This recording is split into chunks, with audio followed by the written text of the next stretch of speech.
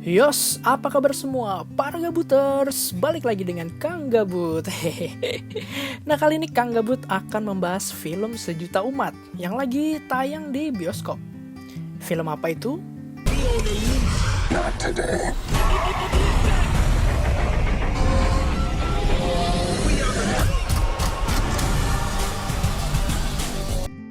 Yaps, dia adalah Fast and Furious 9. F9 tayang di negara kita mulai 16 Juni ya, secara reguler, di bioskop kesayangan kalian tentunya.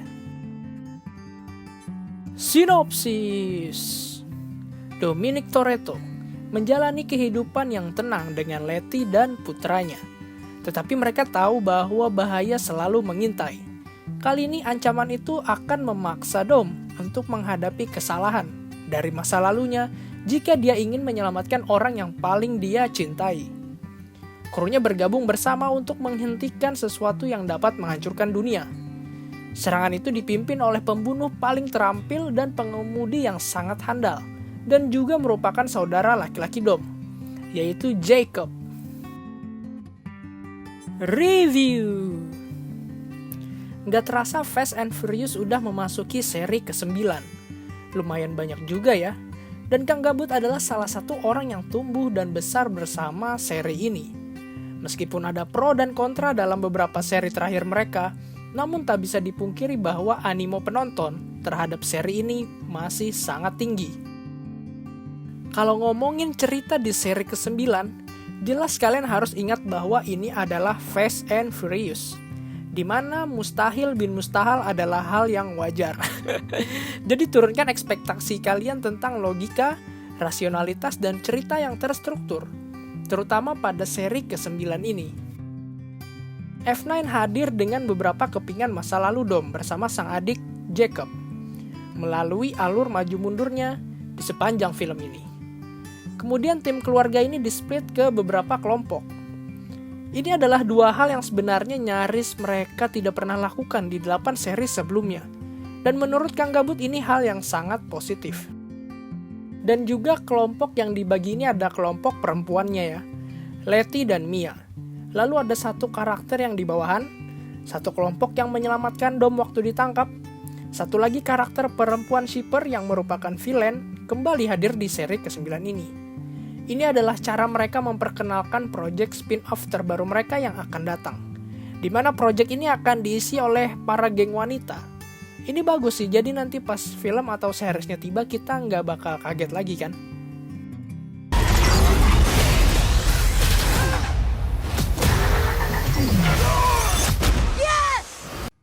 Dari segi aksi jelas F9 masih dengan pola yang sama sebagai konsep utama mereka, yaitu mobil-mobilan.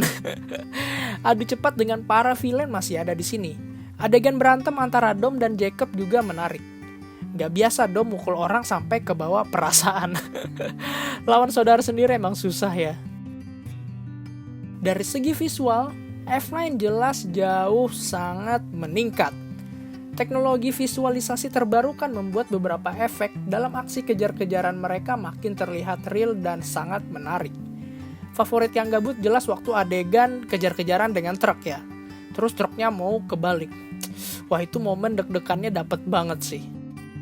Wow. Nah, tapi kalau kita nggak bawa rasionalitas dan film yang punya struktur cerita yang jelas, F9 punya kekurangan ya. Terutama ketika momen mereka pergi ke luar angkasa. Sumpah ini nggak jelas banget. Cerita mereka tentang jadi agen pemerintahan, ya oke lah. Tapi tentang mobil yang bisa melewati orbit bumi itu udah kelewat batas.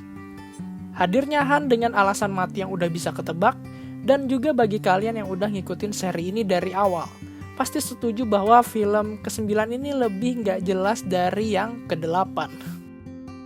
Meskipun makin gak jelas dibawa kemana nih seri, tapi F9 masih punya cuan yang besar. Perhitungan keuntungan yang didapat F9 dari pasar Cina, Korea, dan Timur Tengah udah melewati modal awal mereka. Itu belum dihitung dari negara Eropa dan Amerika yang biasanya memberikan impact nyata penjualan terhadap seri ini. Indonesia juga baru reguler 16 Juni loh, tapi kondisi bioskop saat penayangan terbatas kemarin itu penuh banget. Bukan tidak mungkin F9 akan menggeser Godzilla vs Kong sebagai film terlaris di era pandemi saat ini. Dengan cuan besar yang udah dalam genggaman, kemungkinan seri terakhir Fast and Furious ke-10 yang nantinya akan dibagi 2 part akan mendapat lampu hijau. Meskipun ceritanya nggak jelas, selama masih cuan, ya ajar terus.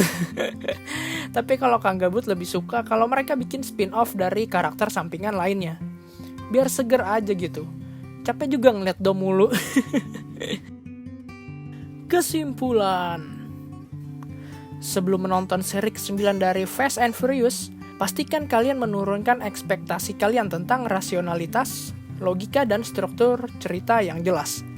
Ketika kalian menonton film ini dengan melupakan hal tersebut, sudah bisa dipastikan kalian akan sangat bisa menikmatinya. Layaknya film popcorn lainnya, film ini punya ketegangan dengan sederet aksi keren dan teknologi visualisasi yang membuat penonton seolah berada di sana. Review Kang Gabut untuk Fast and Furious 9 adalah 7/10. It's good to be back.